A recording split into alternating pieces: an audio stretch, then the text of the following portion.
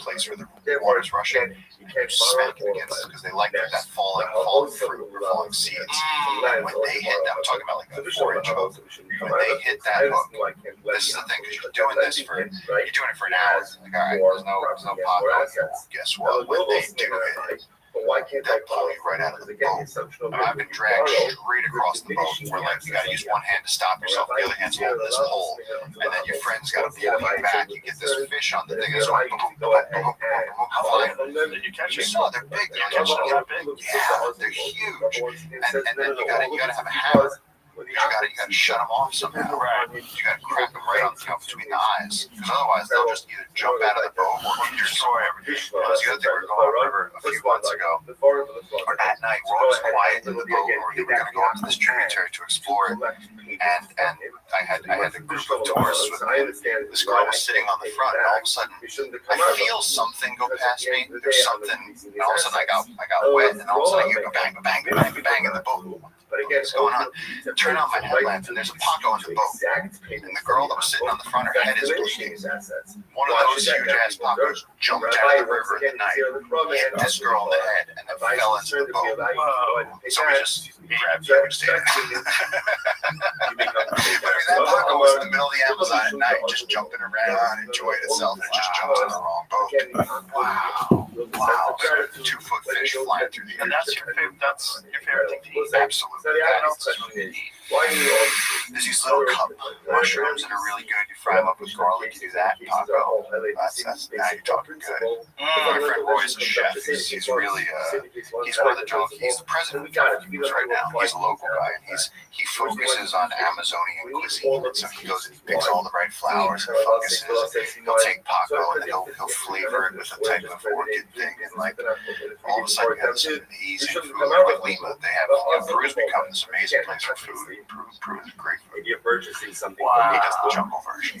Wow. So it's not like nasty monkey soup. It's Not turtle. It's the curated, 5-star version of jungle cuisine. So that's number one. Paco's number 100%. Have you ever had crocodile? I think I tried alligator once, but it didn't even leave an impression on me. I never really. Also, I feel like they're my friends. Yeah. How's it? I like them. Just because they're cool? Yeah, I work with them a lot. I'm always catching caiman. I always see them on the side of the river. You know, nobody's serving me. If they were serving me caiman, then it would be just like the monkey, where it's like, oh, I gotta eat it. But nobody's serving me caiman. So It's not a staple. in the north in Iquitos, they eat a lot more caiman, so you don't see caiman. On our river, there's a caiman on every beach. There's tabby roosters, there's koi herons, it's just macaws everywhere. There's just so much life. It's Avatar. It's just pulsing life. Wow. Did you find the video of David Tell? It's like not online. I found a picture of the episode, not a video of it. Yeah. They're just shooting nutria. Yeah, I think they eat them too.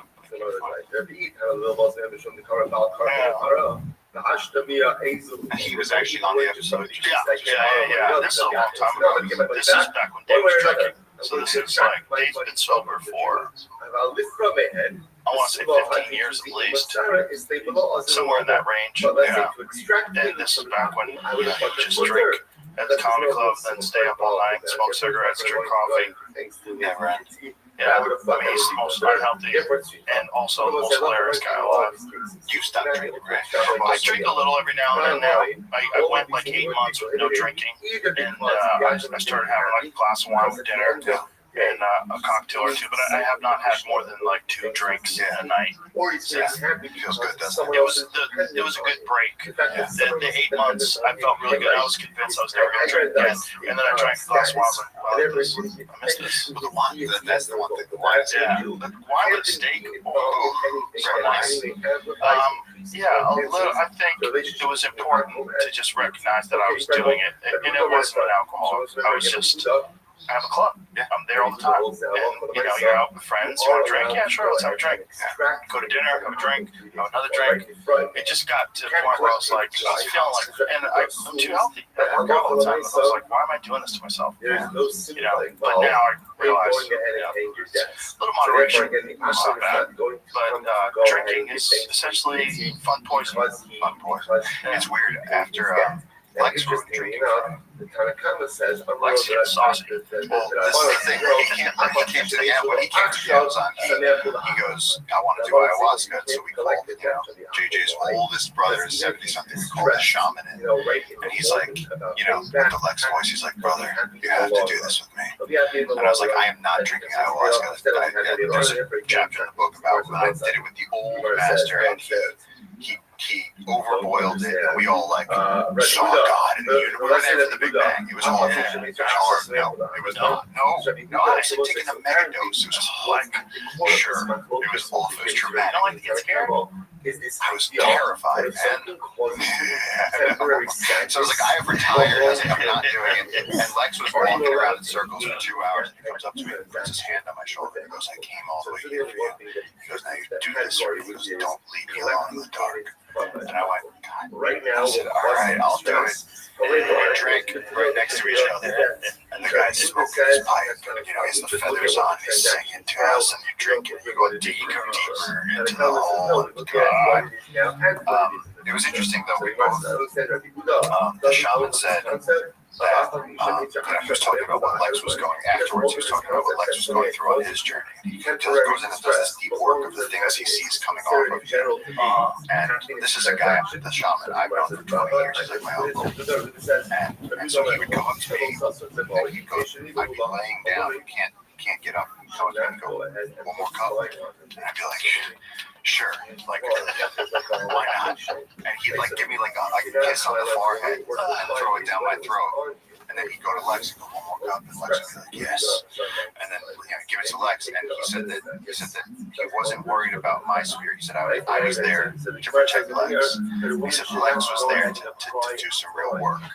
And so what's interesting is that we both reached this sort of we both reached the pinnacle of what was happening at the same time, where I felt myself I felt it coming. I was like, oh, no, I'm gonna throw up. And all of a sudden my consciousness lifted 6 feet above my body. I was looking down at my legs, and I got this overwhelmingly calm sensation. And without speaking, the shaman said to me, he said, you're not going to feel this. I know you don't like it. He said, you're just here to support him, so you can calm it down. And so Lex started calming, and I started calming, but I was watching myself, and I was watching him, and I was just like, this is fine. It doesn't hurt a bit. And it was very, very comforting. And then he came and he started with shaking the leaves and singing louder and really cultivating, making sure we gave everything, we purged all of it. And then he brought the crescendo down. And then he calmed, and then he began singing. And then we settled back into the symphonic throb of the night. And then the trip went on for some time. It was interesting that things heightened at that moment, and we went through it together. So why do you think that you were there to protect Lex? It's just something that you said. That's what he said to me. And then it was very interesting watching Lex go through his journey, because he by the end of it, he just got happier and happier. And he just liked it more and more. Around I think cup 6, I tapped after the vomiting. After that thing, it was sort of, again, there's energies floating around. He's singing. It's great, understanding a little bit of the language, because he's singing to his grandfather. He's singing to the spirit of Santiago and the spirit of the anaconda, using the old words. Not even saying anaconda. He's saying the other things, Amarumayo, and he's saying Shiwawako, and he's talking about it. So he's doing this and shaking his thing, and you hear the throbs, throbbing, and it's all moving through your skin. And so I tapped out after a while. Lex kept going. He's got an amazing constitution. I think that's the Russian thing. But since then, I can't drink. Really? I can't drink. I can have a cup of wine, maybe. If I have more than that, I feel sick. I feel damaged. I have not been able to drink. I haven't had a beer since 2 years ago. So what do you think it is? Is it just like letting you know what it's doing to you? I have no idea. It's just a weird side effect. I keep trying it. I like smell. I used to love whiskey. I like smell some whiskey. And I'm like, wow. Really? So we cracked the bottle right now. You Turned on. you would It just, I could take a sip of it, but my body would be like, no, red light. No. yeah. Well, that's your body's correct. Yeah, but it made me hypersensitive. I noticed from that moment on. Did it have the effect for the blacks? No, I don't think so. It still does. I don't think so. I'm so sorry. We went to Andrew Schultz's wedding with Lex. Yeah. And then we had a flow. We flew with Whitney Cummings, who's doing a gig in Vegas, and we said we'll go with you. So it's me, my wife, and Whitney and Lex. We flew to Vegas. Yeah. And we hung out with Dave Goggins. I called him up. Come meet us at the hotel. Does he party? No. No, him and Lex were doing push-ups. They were doing drunk. Lex was drunk, and David wasn't. And Lex wanted to have a push-up competition. Goggins. That's amazing. That's why he's Lex, right? That's the encore. Because he's willing to try everything. Yeah. Oh, yeah. The fact that push-up competition with David Goggins. He's just silly. That's hysterical. He's quite a character. He told me he's going to Dagestan to train. He's going to go to Dagestan and train with like Khabib's team. Yeah. You're like 42. How old is he? Lex got to be in his 40s. But early 40s. He's still very young. Yeah, but like, you're going to go there and train with savages. How old is Khabib? Well, Khabib's retired, but he's probably 35, if I had to guess. You know, somewhere around there. Yeah. So, what did you think was going here? He's training for the rest now. It's going to UFC fight. He's trained some of the best guys alive. He's running camp down in Dagestan. Because he's kind of like, so did he, it seemed like, at least I wasn't really following his career, but it seems like he came in like an assassin. Did some big stuff. Well, his dad died. His dad died during COVID. And after his dad died, he promised his mother that he was going to stop fighting. Yeah, his dad was a trainer. You know, his dad was a legendary trainer and trained Islam, trained Khabib. And when he died, Khabib made a promise to his brother. He fought Justin Gaethje, beat him, defended his title, and that was it. Done. But I mean, he's very well regarded now for his accomplishments in fighting. Right? One of the greatest of all time. Yeah. I mean, there's an argument of who the greatest of all time is. It's very subjective. Sure. But he's certainly in the conversation. You know, he's one of. I don't think there is maybe John Jones is the greatest of all time, just based on his accomplishments. Also undefeated, but also the time that he's been. I mean, John won a world title at 23 and is still up until he relinquished his heavyweight title recently. He's 36, 37 now. No one's beaten him. Crazy. No one's had a run like that. No one's had a run like that. That's the second. How big is it? John's a heavyweight. John, I think, is 6'3" or 6'4". You know, and now he's got 240-ish, but he used to fight at 205. That was his main weight class. It's crazy. Yeah, and so, you know, the conversation of who is the greatest of all time. In my book, Mighty Mouse is in that conversation too. It's also Mighty Mouse is Demetrius Johnson, flyweight. The problem is he was a very small guy, and so a lot of people disregard the smaller guys in that conversation. But skill-wise, in terms of the expression of mixed martial arts excellence, I put Mighty Mouse in his prime, right up there with everybody. Do you think that now your arms are significantly bigger than mine, and I feel like the guys who are good at striking have smaller arms. Mike Tyson, giant arms. Yeah, that's I feel like you're swinging around some weight, like arm. He also has a lot more power on it. Yeah, so when you do that, It's conditioned. conditioning, like the whole thing of swing. It's like, did you develop those arms just doing bicep curls? Yeah. Or did you develop those arms doing functional things? Like constant training that gives you muscle endurance. It all depends. But if you see like a big bulky bodybuilder guy, yeah, that's not good. No, That's so not for good. like our level, we're still athletic and stuff. Man, I don't want to put on more. I want to get stronger, but I don't want to put on. Yeah, I don't do really anything to try to put weight on. I don't lift anything heavy than 60 pounds. Dudes just want to. Yeah, they just want to look big. Yeah, I don't do anything like that. I don't. Like I said, the heaviest thing I lift is my body weight. I do a lot of body weight stuff. I do a lot of chin ups and dips, and sometimes I do it with a vest. But with kettlebells, like occasionally I'll throw around a 100-pound kettlebell, but the heaviest I really try to do is 70. Train for size, just train for function, strength and function. Yeah, it has, to me, it's silly. If I don't have range of motion and function, like what am I doing? I don't, I'm a martial artist. Like my whole thing is to be able to use my body. It's not to make it look like I could use it. I'd rather be smaller and more functional, bigger, and just look like a big goofy toad.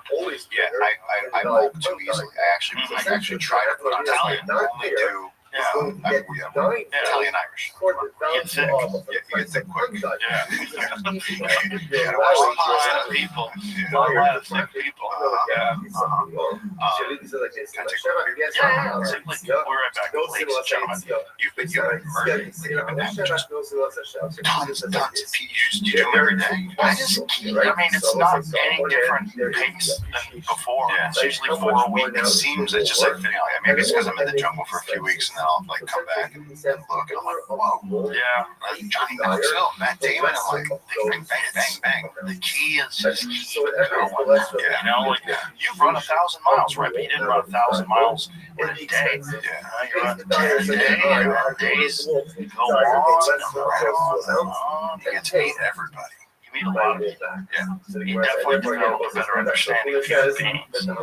Because, you're limited by the amount of human beings you interact with, your scope, your understanding of people. The more you can talk to, the more different people, the more you get a different sense. Yeah, but you're in a very unique. I mean, again, I always go back to the bee lady. Remember that? She relocates the bees. She's cool. Yeah, and then you have people like Knoxville on, and you guys are talking. I just heard you guys talk about when he got hit by the bull. I was always wondering if that was real. And then I remember the first time I came in here, I was asking you and Jamie. I was going for one question with David, please, because he had you shoved it through. I shoved it through. Yeah, that was real. I was like, that can't be. Nope, that was real. I mean, because I did it once, I hit a nerve, and I had to be back out. Yeah, I had to be back out and shove it right through. But it's not a trick, it's just pain. Like, I could do that. If I wanted to do that, I could do that. I could shove a needle through my arm. How bad do you want it? I don't want to do that. Yeah. I don't understand why I would do that. But I feel like that's a little bit of what Knoxville was saying. It was like, look, I got a response. And it was like, this is what I started doing. Yeah, it's like, one way or the other, how are you going to get the attention? I mean, that's what brought him to the dance. It's just getting hurt all the time. But when he told me he'd been knocked unconscious 16 times, and then that last one, that's really bad. And then the last one was the bull one. He landed on his head. He was depressed for months and he had to be on medication.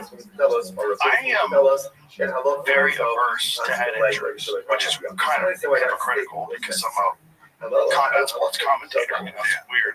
And I've also been hit in the head a bunch of times. But I just think it's really fucking bad for you overall. I stopped sparring when I was in my late 20s, really, kickboxing sparring. And then I did it a little bit when I was supposed to fight Wesley Snipes, and I went back and started sparring again. Did you fight? No, Wesley Snipes was hysterical. I was in my mid-30s, and I was like, this is the last chance I get to do something like this. And then I got contacted by Campbell McLaren, who was one of the producers of the early UFC. He's like, this is going to sound crazy. But Wesley, he was in tax problems. He wound up going to jail for tax evasion. Apparently, he had some crazy guy who was telling him, you don't have to pay taxes. There's those guys that are like, what do they call them? Sovereign citizens? Is that what they call them? There's a lot of people that give really bad advice, They got in with someone like Wesley Snipes. they tell you like they can't prosecute you. It's not in the Constitution. He did because he didn't have I access don't to know. money. I never talked to Wesley. I don't know. I don't have anything against him. I'm sure he just wasn't scared to fight you, so he made up his own story. No, I think Wesley also might have been embarking on a journey of cocaine, which gives you a very distorted idea of what you can and can't do. Everything. Yeah, you think you can do everything. I don't know if that's the case. I think it might have been just. Well, he's a very legitimate martial artist. I mean, Wesley, if you look at his like skills, like from the movie Blade, and like he's a really good martial artist. He knows how to fight. Yeah, you kind of have to be to do those movies. Yeah. But my thought was just, I'm gonna grab him and choke the life out of him. I can't stop me. Yeah. Like, also, I know how to stand up. Like I was a kickboxer. That would have been awesome if you could fight one person dead or alive, full fight. I don't want to do that. I wouldn't need. No. The problem with it really. No, but like theoretically, not you as Joe Rogan the dad, like just Joe Rogan. It would not be one person. What it would be is start fighting again. It would be fighting whoever. It was the whole thing would be competing. But obviously, I'm 58. That's not really happening right now. I'm saying like Wesley Snipes. It's like you say like, oh, I want to fight. I just thought it would be an adventure. Yeah. And I trained for like 6 months. I was training with Rob Kamen, who's what called legendary kickboxing, Dutch kickboxing champion. He was my kickboxing coach. And so I was training with him in the mornings, and I was training jiu-jitsu at night. It was hard. It was really hard. I was doing it for 6 months. I was training twice a day for 6 months. It was really brutal. And I was so tired. I was tired all the time. And that's where you got those leg kicks that you were teaching George St. Pierre. I was learning how to do that when I was a kid. Now, my question is, now he's such a legendary MMA guy. Like did he not have? Well, I was a Taekwondo specialist. You know, and I was multiple time state champion in Taekwondo, and I won a bunch of national tournaments. I was really good. I was really good at Taekwondo. Like I fought at a very high level, and I have a lot of really good instruction that I got from. I got very lucky, and I stumbled upon a school in Boston called the J. Hun Kim Taekwondo Institute. Just randomly walked in the door one day, and it turned out to be one of the best Taekwondo schools in the world. And so I had trained with some of the very best people in the world just by fortune, and I was physically gifted. I was very lucky in a lot of ways. I had a lot of natural power, and I learned technique, and, which is the most important thing, like perfect technique.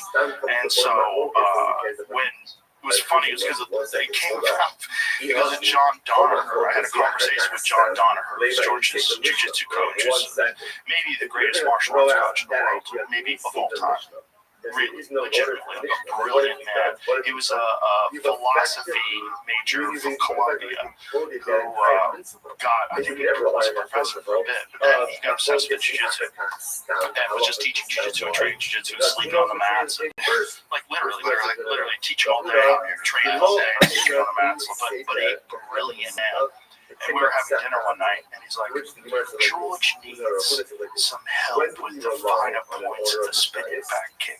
Do you know anyone who can help him? And I said, this is going to sound crazy. And I go, but I have like the best spinning back kick you're ever going to see in your fucking life. I go, I know it sounds crazy because I'm a comedian. I go, find a bag, I can show you. I can show you what I can do. And then I brought, there's a video of me. Oh, I saw it. Okay, it was I like the sound that's imprinted in my mind. George, we were at Legends MMA in LA, which we were trained. It was where Eddie Bravo had 10-5 jiu-jitsu. And, I go, okay, let's go downstairs to the Muay Thai part. I'll show you. And I kicked the bag, and he's like, man, can I film this? He's filming with a flip phone, which is crazy. Like, that's how long ago this was. That's right. That was probably 2005 or something like that. I had hair. And it was funny. Because it was like this thing, it's like, because I don't do it. It was even back then. It wasn't like I was training in kickboxing. I wasn't training in Taekwondo. It was just I just still had it in me. Yeah. You still keep that today? You did today? Yeah. Nice. That was an impressive video. You just go, Jesus, if he's showing this to George St. Pierre, how good is he at this thing? It's like, I used to be really good. yeah. I realized when I was like 21, well, I realized when I was 19 that I was going to have to stop because I fought in California. I was living in Boston at the time, I was traveling all over the country and fighting. And I fought in the Nationals in California against this guy who was the Illinois state champion, and I knocked him out really bad. It was really bad. I hit him with a wheel kick in the head, and my heel was sore for days afterwards. Like I had a hard time walking from his fucking head, and he never got up. He went down face first, was snoring, and back then my thing was, if I knocked anybody out, I would just act like it was no big deal. I would just turn around and walk away. No celebration. I just walk away like that. That's how I'm gonna do that to all you guys. And so I walked away, and then I turned to my friend Chunksick, who was my corner guy. I said, "Is he getting up?" He's like, "He's not getting up. He's not gonna get up. He's out." And then they took him. They put him in a. They took him and they put him in a stretcher. And then they were taking care of him for like a half hour. He was still unconscious. And then they took him to the hospital. I have no idea what happened to him. But I realized it was so bad. It was because he came forward. So what happened was he did. You know what a switch kick is? A switch kick is you're standing with your left leg forward and you switch legs and you come like with the left kick. So it's like he's repositioning and he's moving forward to telegraph it. And it's his left leg. So I saw that his left leg was coming this way, so I spun with my right heel and I hit him in the head as he was going forward. So it's like multiple. For the force itself of a wheel kick is so powerful that when you're running into a wheel kick, it's crazy. Like two cars driving. It's like getting hit with a baseball bat and fucking, you know, Mark McGuire swing. It's crazy how much power there is in it. Because it's your legs. Your legs carry you around all day, and the torque of your whole body, kicking around, and you're hitting with your heel. You know, some padding on your heel, and it's all right. Hit him right on the fucking right on the side of his head. He went out. And then I came back to my instructor. And he wasn't there at the tournament. I went back to Boston. He's like, he goes, I heard you had a really good knockout. And I said, yeah. I said, it was scary. I go, I thought he was dead. He goes, sometimes they die. And then he walked away from me. And I was like, fuck, man. Sometimes they die. Like, that's me. I'm like, and I had no health insurance. I was 19. I was broke. I was training for I wanted to be on the Olympic team. It was 2 years from there. And I lost a lot of my steam at that moment because I was like, what am I doing? I'm fighting for free. I don't have any money. I have no insurance. And I'm doing this thing. And I knew back then I was getting some brain damage for sure. And then I started kickboxing. Like right after that, and then I really kind of lost my feeling for Taekwondo because I realized it was so limited. You know, like when I was sparring with kickboxers, I was really, oh my God, my hands are so limited. So then I started working with this guy, Joe Lake, who was a boxing coach, and that's when I was doing a lot of boxing and a lot of kickboxing. And I was like, man, I'm getting my brains beat in, and I don't know why I'm doing this. And I'm like, there's no professional. It wasn't like the UFC existed at the time. I got offered a kickboxing fight for $500, and I was like, $500? So for $500, I lose my amateur status. I can never fight in the Olympics, and there's no money in it as a professional. Like, what is my future? Am I going to be one? And then I knew guys in the gym that I used to train with, like when I was 19, and then by the time I was like 21, I was seeing brain damage in these guys. I was seeing them slurring their words, forgetting what they were saying, repeating themselves. The weird thing, they'll tell you a story, and then they'll tell you the same story.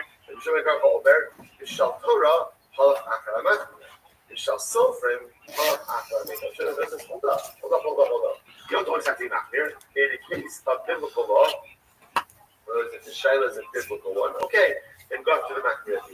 If the shaila is a rabbinic one, then ultimately again go after I'm going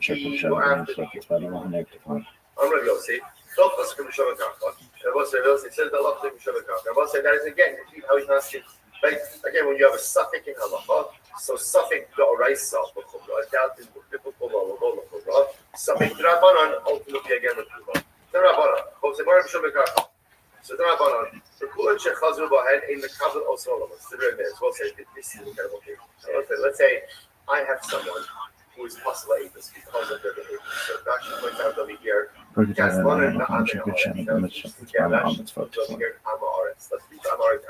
okay. Let's focus on the guys on a thief. A thief is possible atheist. A thief is possible atheist. So I say, this by the way, such an incredible Gemara. Right, so now let's see if the thief did tshuva. Does tshuva restore animals? Does it restore ultimately again capability to restore the status as being someone who's trustworthy? So now, for example, if you show up as and go and give testimony, so Rabbi Meir says no. In Makabel also no. Once you ruin your status, once you ruin your credibility, you cannot restore it. That's scary shita. The Yehuda says, "Oh, Chazu b'ayim matmonios in Makabel also. If our Hesya Makabel also." So Yehuda says something very interesting. And Yehuda seems to say now the way it literally translates is like this: if he did tshuva privately, we do not restore his credibility. If he did tshuva publicly, we restore his credibility. So let's say, which is interesting. So it sounds like, again, everything depends on the public versus the private nature of the tshuva. Alternate version of this. Asim divrei matmonios v'kablanos. So on the base. So we'll say the alternate version of this is, what was the nature of the avera? If he did the avera, if the avera was an avera done privately, then ultimately, again, credibility can be restored. If it's a public avera, credibility can't be restored. What's the logic over there? They all say all of us commit averas. But at least if I commit an avera, ultimately what? To be able to do it privately. Right? Because what does a private avera show? What does a private avera highlight? That halacha l'maisa, there's a sense of shame. Right? If I do something privately, I will say shame is incredibly important. Because what does shame highlight? Right? Then I know what I'm doing is wrong. They will say the most important. I'm not going to say raise your hand if you've sinned, right? Because the myself false.